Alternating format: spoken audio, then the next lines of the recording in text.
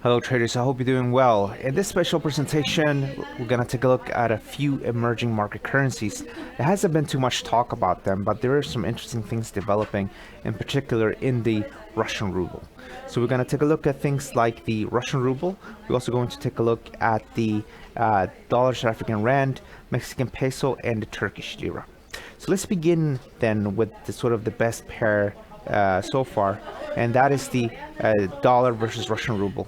So the dollar versus Russian ruble is stuck in a massive descending triangle, and this market already had a breakout here on March 15th, and the market did go lower, but then pushed all the way back into the pattern again, which sort of negated the whole setup. However, it looks now that the market is once again trying to break to the downside, and as long as you trade below this high here, which is the April 8th high, I do suspect that maybe the ruble could continue to gain and maybe decline to the 2019 low here at 63.62, and then maybe even go lower. According to the pattern itself, it tells us that we should expect a decline all the way down to 59.75, which is almost an 8% decline. As for dollar Turkish lira, it's also relatively interesting, especially because it's been extremely expensive now to trade against the Turkish lira. But from a purely technical perspective and sort of ignoring swap rates and all that, we're dealing with a rectangle here. The market breached and moved to the upside already on March 20th and then pulled back into the pattern. So this would have been, a false move, and people would have been stopped out if they would have bought here at maybe 558 and put a stop loss just below here at 543 or so. But as you can see now, the market clearly sort of is moving back out of the pattern again, and as long as we're above 543, I think we could potentially reach that take profit level of 596.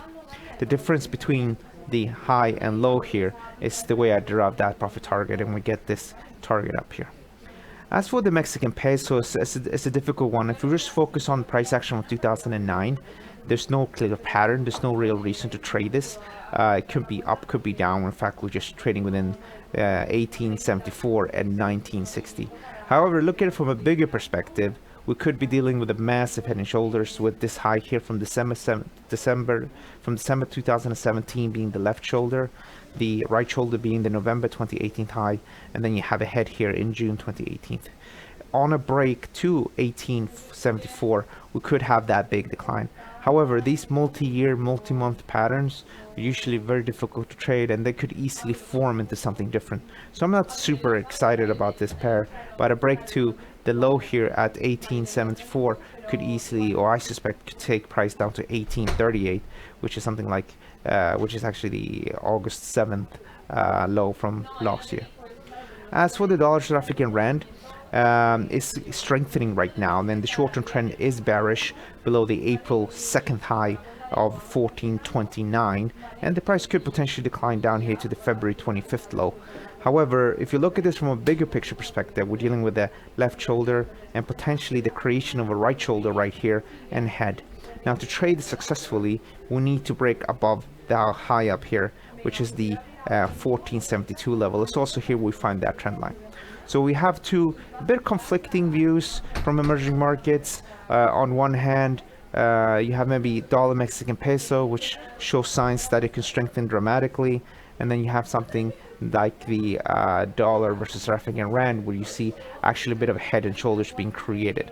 And then you have things like the Russian ruble, which is already gaining. As for now, pairs are active, pairs are interesting of these four. Again, dollar Russian ruble, followed by potentially dollar Turkish lira. But you need to be very careful there. Be mindful with the swap rates, which are being kept high to make sure that there's not too much speculation against the Turkish lira. Thanks so much for watching, and don't forget to subscribe to these videos. Thank you.